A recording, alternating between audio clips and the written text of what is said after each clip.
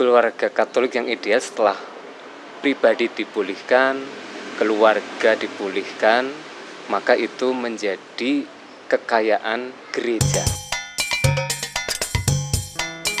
Baik, shalom, selamat pagi semuanya. Romo, saudara-saudari yang terkasih di dalam Tuhan. Saya mau perkenalkan diri terlebih dahulu. Saya Romo Albertus Trikusuma. Saya berasal dari Purbalingga, Keuskupan Purwokerto. Saya imam untuk Keuskupan Purwokerto, secara khusus imam diosesan. Saya ditabiskan pada tanggal 12 Oktober 2011 dan saat ini sedang menjalankan tugas perutusan di Paroki Tias Dalem Proya, Keuskupan Purwokerto. Selain itu juga dipercaya untuk menjadi moderator CFM Keuskupan Purwokerto, Catholic Family Ministry, di mana mendampingi secara khusus untuk pergerakan rohani, pemulihan pribadi dan juga keluarga-keluarga Kristian dan juga pada umumnya masyarakat pada umumnya. Catholic Family Ministry punya misi untuk pemulihan pribadi yang akhirnya nanti akan berdampak kepada pemulihan keluarga. Dan pemulihan-pemulihan itu akan diarahkan supaya menjadi berkat bagi gereja secara khusus dan juga masyarakat pada umumnya. Sebab seseorang yang sudah dipulihkan di dalam rahmat Tuhan itu akan mampu menampilkan berkat-berkat Tuhan di dalam karya dan kehidupannya melalui pelayanannya baik di dalam keluarga, di dalam gereja maupun masyarakat. Itu gerakan yang dihidupi oleh gereja yang sudah cukup berkembang belum lama ini, secara khusus juga di gereja Indonesia. Tentu pemulihan yang pertama dan utama itu ada pada masing-masing pribadi gitu ya. Masing-masing pribadi menyadari betul mengenai panggilan dan perutusannya sebagai pribadi yang seringkali jatuh di dalam kelemahan, kerapuhannya sebagai manusia. Lalu itu akan berdampak pada proses menghidupi perutusannya di dalam keluarga. Nah, proses pemulihannya harus sampai ke sana. Jadi berangkat dari pemulihan pribadi, lalu kemudian berdampak pula bagi pemulihan keluarga. Tentu ada banyak hal yang bisa didapat dari olah rohani di dalam kelompok Catholic Family Ministry ini. Dan juga jangan dibatasi bahwa pemulihan yang dimaksud itu bahwa pribadi-pribadi yang ada dalam CFM itu adalah pribadi-pribadi yang bermasalah, tidak. Tetapi pemulihan secara rohani di mana kita sungguh-sungguh semakin disadarkan akan besarnya kasih Tuhan di dalam hidup kita, lalu besarnya perutusan yang Tuhan percayakan kepada kita supaya hidup kita mampu menjadi berkat bagi keluarga dan juga gereja serta banyak orang. Keluarga Katolik yang ideal setelah pribadi dipulihkan, keluarga dipulihkan, maka itu menjadi kekayaan gereja. Kekayaan gereja yang saya maksud adalah bahwa masing-masing pribadi akan tampil menggarami, menerangi kehidupan gereja dan juga masyarakat. Jadi bisa ditunjukkan dengan keterlibatan aktif di dalam pelayanan gereja, keterlibatan aktif di dalam masyarakat, dan aspeknya menjadi sangat luas. Harapannya pemulihan-pemulihan itu tidak hanya orientasinya ke dalam kita secara pribadi atau saya secara pribadi, tetapi mampu menjadi berkat atau mampu memberi daya ubah bagi lingkungan di sekitarnya, secara khusus di dalam pelayanan dan kehidupan gereja.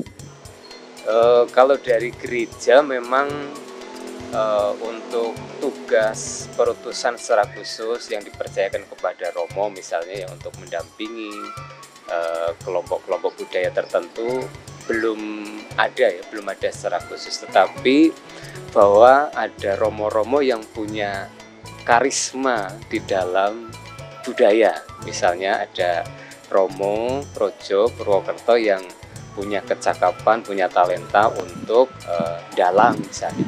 Romo Handi Setianto itu beliau bisa atau punya talenta untuk dalang, wayang, menyampaikan katekise Kristiani melalui wayang wahyu. Nah, beliau punya talenta, punya karisma di situ. Tapi untuk karya pendampingan secara khusus untuk Gereja Keuskupan Purwokerto memang belum memiliki gitu ya, belum memiliki. Jadi masih sangat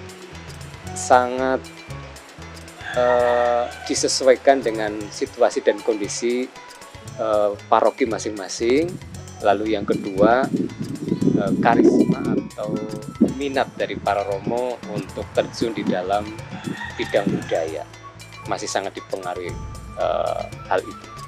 Ya, belum lama ini Gereja Keuskupan Purwokerto mengadakan sinode untuk Keuskupan Purwokerto, lalu di dalam permenungan bersama seluruh umat Keuskupan Purwokerto, lalu dihasilkan arah haluan Keuskupan Purwokerto. Di dalam salah satu impian atau harapan Gereja Keuskupan Purwokerto, gereja punya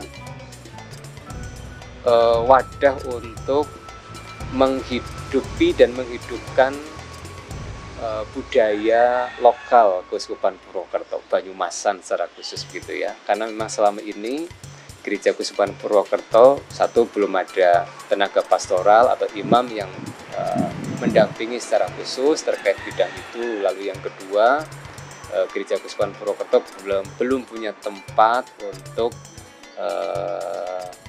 berdinamika bersama terkait dengan olah budaya lokal gitu. Nah, Gereja Keuskupan Purwokerto sejauh dalam impian gereja ke depan punya balai budaya, semacam balai budaya yang memang mampu merangkul kekayaan budaya yang ada di Gereja Keuskupan Purwokerto. Lalu itu nanti akan menjadi pintu masuk untuk karya evangelisasi, katekese di lingkungan Banyumasan, saya kira. Yeah. Pertama kali masuk ke RKBPR ini terkesan dengan suasana yang sangat mendukung, kondusif untuk olah rohani atau juga dinamika budaya ya. Kalau misalnya ini disebut sebagai balai budaya, dari sisi suasana tempat itu saya merasakan mendukung, apalagi ada sarana tempat yang seperti pendopo itu yang terpisah satu dengan yang lain, ada ruang pertemuan, ada omah kudus istilahnya tadi, itu menjadi sarana yang tepat atau mendukung di dalam olah budaya, olah rohani. Jadi tempat ini menjadi salah satu sarana bagi kita semua untuk mengalami perjumpaan budaya yang dibawa oleh masing-masing pribadi. Saya memakai ada istilah spiritualitas perjumpaan, di mana di dalam perjumpaan itu kita akan diperkaya dengan berbagai macam hal yang kita dapatkan, yang kita temukan dari pribadi-pribadi yang beraneka ragam latar belakang budaya. Dan spiritualitas tentu akan menjadi roh yang membawa kehidupan, membawa arah bagi langkah kehidupan kebersamaan kita. Nah, ketika kita mampu mengalami perjumpaan itu dengan baik, lalu memaknainya dengan tepat, akan membawa kebaikan-kebaikan yang lebih luas di dalam kehidupan kebersamaan. Dan perjumpaan tidak hanya terjadi, dan perjumpaan itu tidak hanya terjadi di dalam aspek budaya, tetapi juga perjumpaan yang membawa kehidupan terjadi pula di dalam keluarga. Nah, itulah yang disebut dengan pemulihan. Apa yang dihidupi di RKBPR ini saya rasa mengalir dari spiritualitas keluarga, di mana pemulihan, kehidupan baru selalu menjadi roh yang akan dikedepankan atau dihidupkan di dalam aneka bidang kegiatan di tempat ini. Profesiat, selamat kepada Romo Ipeng dan teman-teman pengurus RKBPR yang telah dipercaya oleh gereja untuk mengelola tempat ini sebagai tempat perjumpaan pribadi dan juga budaya yang sungguh-sungguh akan memperkaya gereja, terkhusus Gereja Keuskupan Agung Semarang. Semoga ini juga menjadi inspirasi untuk Gereja Keuskupan Purwokerto untuk terus berupaya mewujudkan mimpinya memiliki balai budaya di Gereja Keuskupan Purwokerto. Semoga sukses selalu dan menjadi berkat bagi semakin banyak orang. RKBPR, Rumah Perjumpaan Anak Bangsa. Tuhan memberkati. Rumah Perjumpaan Anak Bangsa.